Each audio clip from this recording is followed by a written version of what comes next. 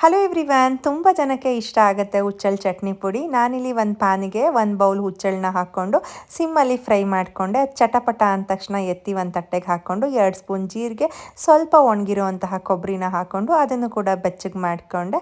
ಅದಾದಮೇಲೆ ಒಂದು ಮಿಕ್ಸಿ ಜಾರಿಗೆ ತಣ್ಣಗಾದಮೇಲೆ ಫ್ರೈ ಮಾಡ್ಕೊಂಡಿರೋವಂತಹ ಜೀರಿಗೆ, ಕೊಬ್ಬರಿ ಪುಡಿ ಮತ್ತು ಹುಚ್ಚಳನ್ನ ಹಾಕ್ಕೊಂಡು ಒಂದೇ ಒಂದು 2 ಗೆಡ್ಡೆ ಬೆಳ್ಳುಳ್ಳಿ ಮತ್ತು ಒಂದು 4 ಸ್ಪೂನಷ್ಟು ಬೆಲ್ಲದ ಪುಡಿ, ಹಾಗೆಯೇ 1.5 ಸ್ಪೂನಷ್ಟು ಖಾರದ ಪುಡಿ, ಸ್ವಲ್ಪ ಹುಣಸೆಹಣ್ಣು, ಸ್ವಲ್ಪ ರುಚಿಗೆ ತಕ್ಕಷ್ಟು ಉಪ್ಪನ್ನ ಹಾಕ್ಕೊಂಡು ಗ್ರೈಂಡ್ ಮಾಡಿಕೊಂಡ್ರೆ ಹುಚ್ಚಳ ಪುಡಿ ರೆಡಿ ಆಗಿಬಿಡುತ್ತೆ. ಆ್ಯಂಡ್ ಕರಿಬೇವಿನ ಸೊಪ್ಪನ್ನು ಕೂಡ ಫ್ರೈ ಮಾಡಿ ಹಾಕ್ಕೊಬೇಕು, ಅದನ್ನು ನಾನು ಮಿಸ್ ಮಾಡಿಬಿಟ್ಟಿದ್ದೀನಿ. ಆ್ಯಂಡ್ ಬೆಲ್ಲ ಇಷ್ಟ ಆಗಲ್ಲ ಅನ್ನೋರು ಬರೀ ಖಾರದ ಪುಡಿಲೇ ಮಾಡ್ಬೋದು. ಆ್ಯಂಡ್ ರಾಗಿ ರೊಟ್ಟಿ, ಅಕ್ಕಿ ರೊಟ್ಟಿಗಂತೂ ತುಪ್ಪ ಅಥವಾ ಮೊಸರು ಹಾಕ್ಕೊಂಡ್ರೆ ಬೆಸ್ಟ್ ಕಾಂಬಿನೇಷನು.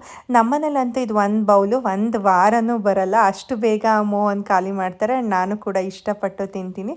ಸೊ ನಿಮ್ಮ ಕಡೆನೂ ಈ ಥರ ಹುಚ್ಚಳ ಪುಡಿನ ಮಾಡ್ತೀರಾ? ಕಮೆಂಟ್ ಮಾಡಿ. Thank you.